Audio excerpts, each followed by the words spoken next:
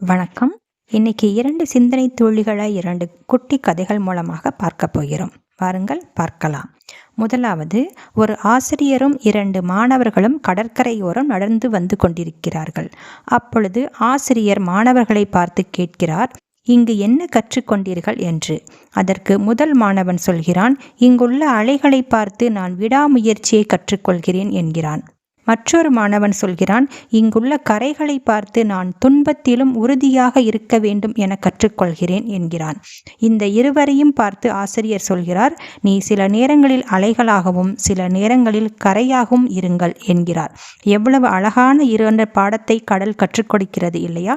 வாருங்கள் 2வது கதைக்கு போகலாம். இதில் ஒரு பன்றியும் பசுவும் பேசிக்கொள்கின்றன. முதலில் பன்றி பசுவை பார்த்து கேட்கிறது, பசுவே, எல்லோரும் உன்னை புகழ்கிறார்கள். அவர்களுக்கு நான் மாமிசமாகவும் அதிக கொழுப்பையும் தருகிறேன்.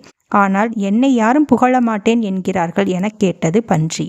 எதை செய்தாலும் உயிரோடு இருக்கும்போது செய்து பார், புகழ் தானாக வரும் என்றது பசு.